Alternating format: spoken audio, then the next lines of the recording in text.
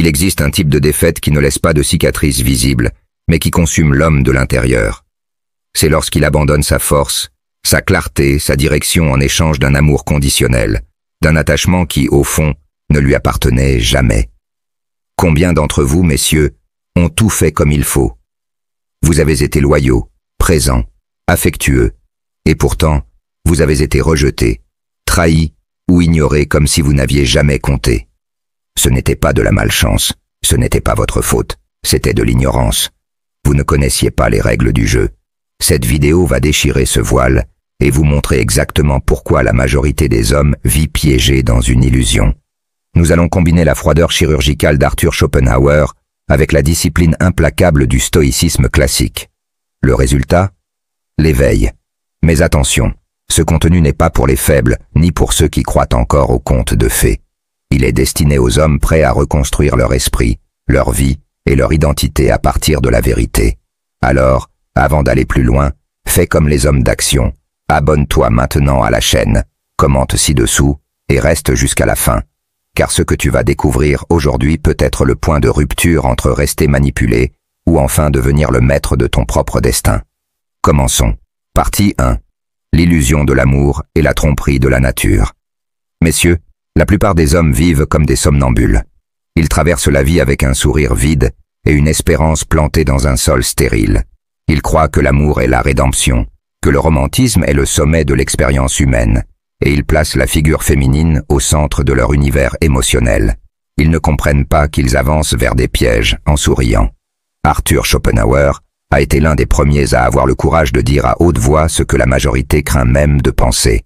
L'amour est une tromperie de la nature, une illusion biologique dont le seul but est la reproduction. Pas le bonheur, ni l'épanouissement, encore moins la justice émotionnelle.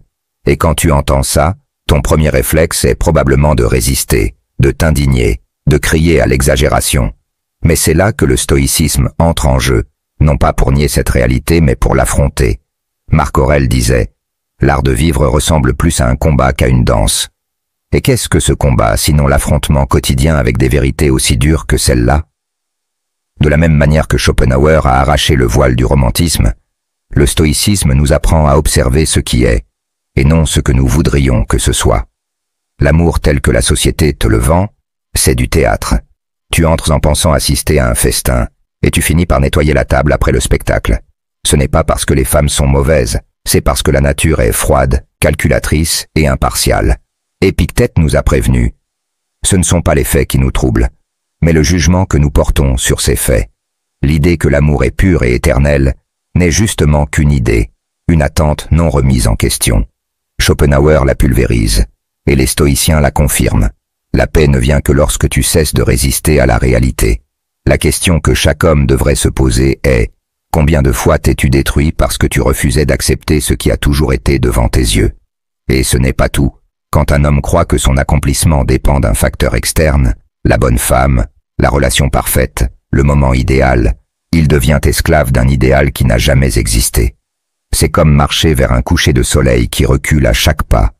Les stoïciens appelèrent cela l'attachement au fantasme, une erreur fondamentale de l'esprit qui fuit le présent.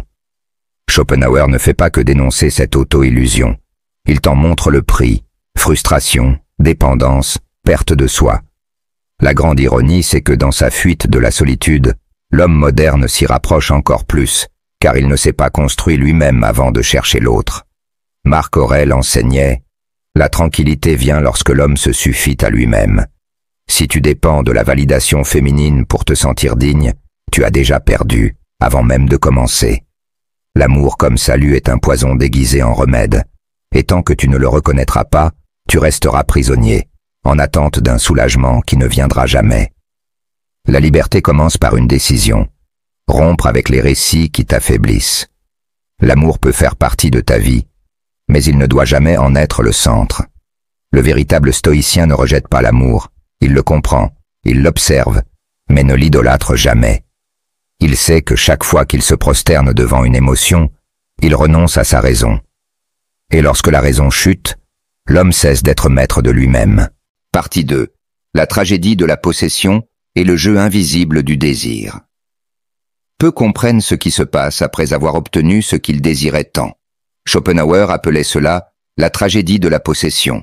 Le désir humain, une fois satisfait, se dissout comme de la fumée.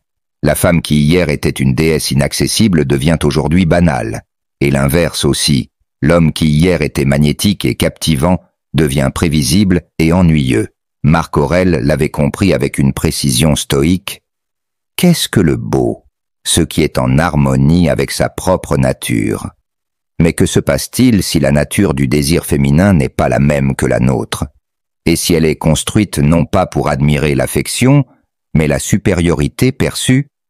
L'homme qui comprend cela cesse d'être un joueur émotionnel et devient un stratège existentiel. Il comprend que, souvent, l'attraction disparaît avec le mystère. Et ce n'est pas par cruauté, c'est instinctif. Il a été écrit « La femme désire toujours ce qui est au-delà de sa portée.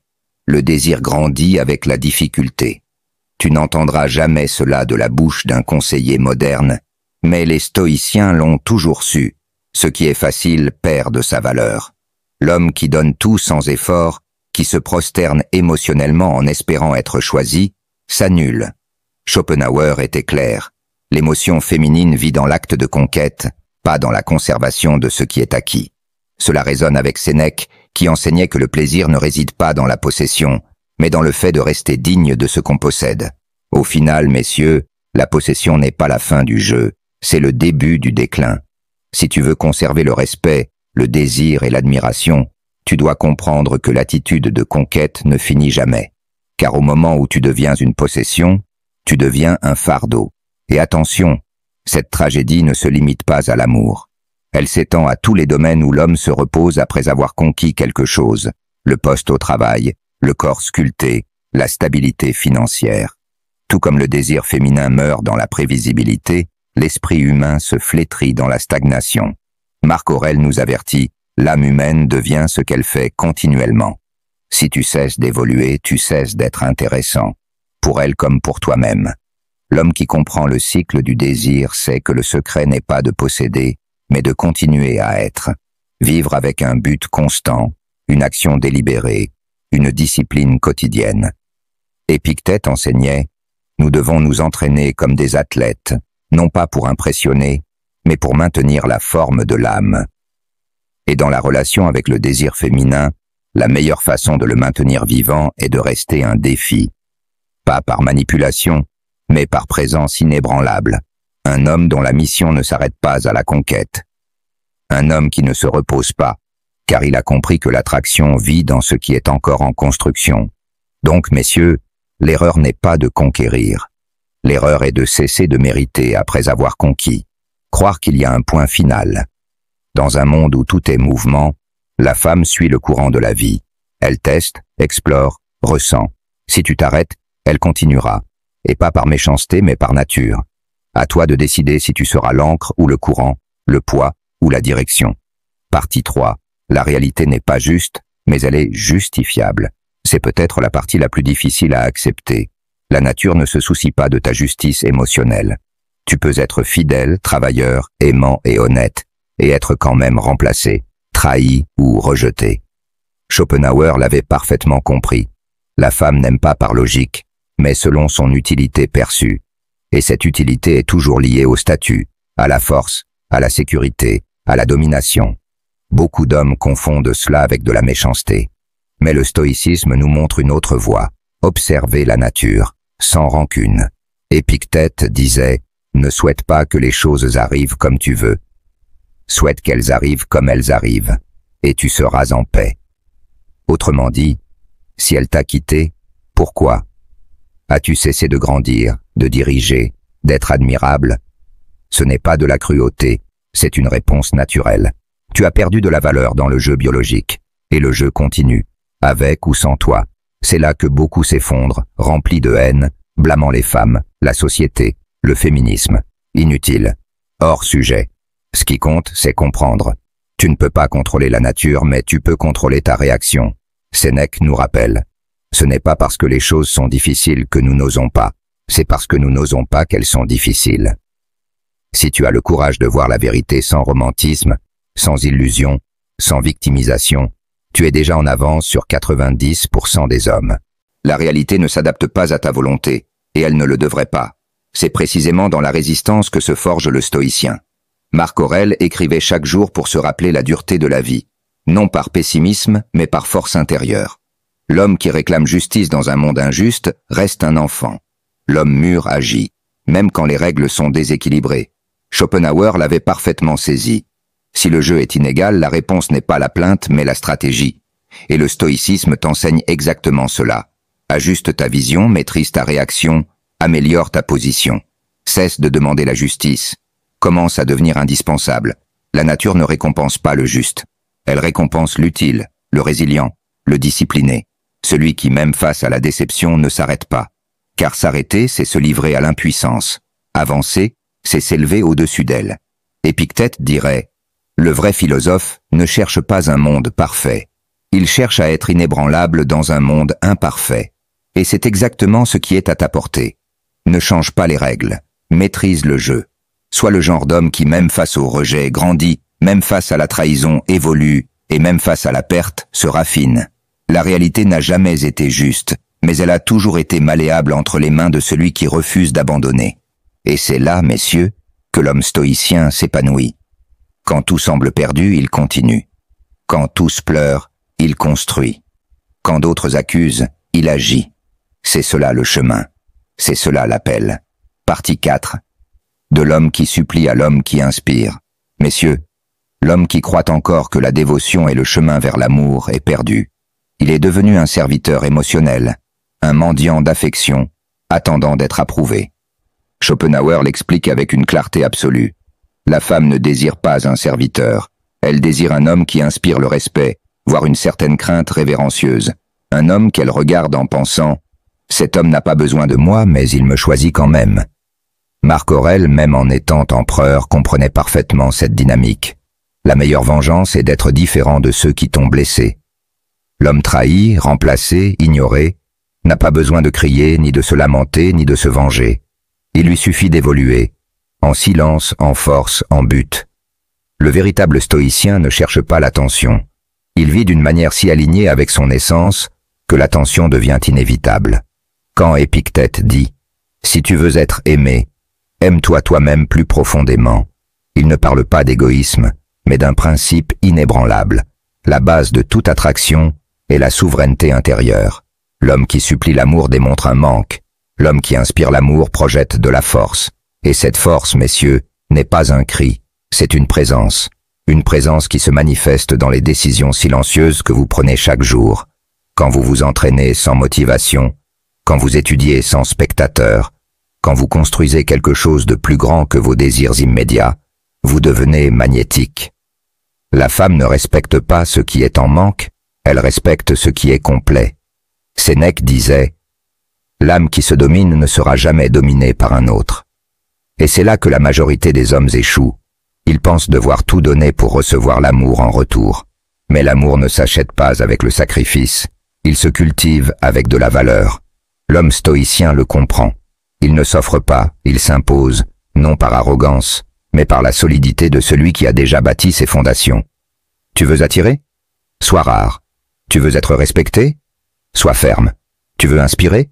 Sois un exemple. Il n'existe pas de pouvoir plus grand que celui d'un homme qui n'a pas besoin d'applaudissements. La femme qui en vaut la peine sera attirée par un homme qui vit avec un but, non par un homme qui mendie une place dans son histoire. Et lorsqu'elle viendra, elle saura. Ce n'est pas un homme qui cherche à être choisi, c'est un homme qui choisit. Partie 5. La transcendance du jeu, dépasser la quête de validation. Au final, messieurs, le plus grand mensonge que les hommes achètent est de croire que la validation féminine est la grande récompense de la vie. Schopenhauer l'avait averti. C'est le piège. Le véritable prix n'est pas d'être désiré, c'est d'être libre. Le stoïcisme vous donne cette clé avec une clarté totale. Le bonheur consiste à dépendre le moins possible de ce qui n'est pas en notre contrôle. Épictète, tu ne peux pas contrôler le cœur de quelqu'un. Tu ne peux pas décider de ce que l'autre ressent ou cesse de ressentir. Mais tu peux construire une vie si riche de sens, si remplie de buts, que l'amour cesse d'être une obsession et devienne simplement une conséquence. C'est ainsi que vivaient les grands stoïciens. Ils ne se sont pas perdus dans les passions, ne se sont pas agenouillés en quête d'affection. Ils ont bâti des empires intérieurs, et c'est pour cela qu'ils furent respectés, même par les femmes les plus exigeantes. Si tu es arrivé jusqu'ici, tu as déjà franchi un cap que la majorité n'osera jamais atteindre. Affronter la vérité sans masque, sans filtre, sans pitié. Aujourd'hui, tu as appris ce que Schopenhauer a osé dire, et que les hommes modernes refusent encore d'accepter. L'amour tel qu'on te l'a vendu est un leurre, une illusion biologique, un mécanisme de survie de l'espèce, pas un chemin vers l'accomplissement. Tu as compris que la femme n'est pas ton ennemi. Elle est simplement un élément d'un jeu plus vaste, programmé par la nature pour sélectionner le meilleur partenaire possible. Et dans ce jeu, l'émotion ne vaut jamais plus que l'utilité. Avec Schopenhauer, tu as vu le drame caché dans la tragédie de la possession, le moment où la conquête devient désintérêt. Tu as découvert pourquoi l'homme qui se donne trop, qui fait de la femme le centre de sa vie, la perd inévitablement. Parce que l'attraction réside dans le défi, pas dans la soumission. Tu as compris que la nature n'est pas juste, mais qu'elle est logique. C'est pourquoi attendre de la reconnaissance pour ce que tu crois mériter est infantile.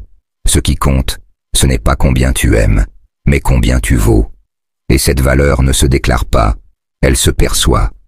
Au moment où tu arrêtes de grandir, de mener, d'inspirer, tu deviens remplaçable. Et ce n'est pas de la méchanceté, c'est la survie. Mais les stoïciens nous ont appris quelque chose qui change tout. Tu ne peux pas contrôler le monde, mais tu peux te contrôler toi-même. Et là, le scénario change.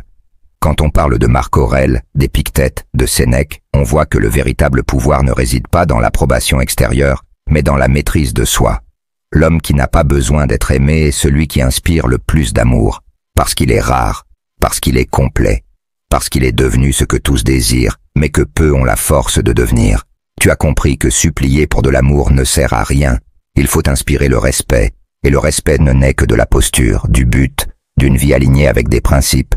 Et peut-être que la leçon la plus dure, mais aussi la plus libératrice, de cette vidéo est celle-ci. La femme n'a pas été faite pour être ton monde. C'est toi qui as été fait pour construire ton monde, et la laisser décider si elle est digne d'y entrer. Tout ce que nous avons dit aujourd'hui, messieurs, converge en un seul point, la transformation. À partir de maintenant, deux chemins s'offrent à toi. Revenir à ta vie telle qu'elle était, incomplète, perdue, tournant autour d'affections instables, ou bien commencer ta reconstruction en tant qu'homme stoïcien, solide, complet. Un homme qui ne dépend pas, qui ne supplie pas, qui ne vit pas à la merci de la biologie ni de l'approbation féminine. Un homme qui gouverne ses instincts par la raison, qui construit sa liberté par ses choix. Un homme qui vit avec une présence si puissante que la femme le regarde, l'admire et comprend. Il n'a pas besoin de moi, et si je ne suis pas forte, je vais le perdre. C'est cet homme-là que tu es né pour devenir. Et l'arsenal stoïcien existe pour te le rappeler. Alors maintenant, avant de partir, fais ce que font les hommes d'action. Like cette vidéo. Pour prouver que tu n'es plus un somnambule, écris ci-dessous une phrase qui deviendra ton nouveau guide de conduite. Abonne-toi à la chaîne car ceci n'est que le début d'un voyage bien plus grand. Et regarde la prochaine vidéo qui apparaît déjà sur ton écran. Car c'est là que nous continuerons cette mission de reconstruction. Une mission que peu osent accepter mais qui transforme ceux qui s'y engagent vraiment. Tu n'es plus un spectateur. Tu es le protagoniste. Le choix t'appartient. On se retrouve dans la prochaine vidéo.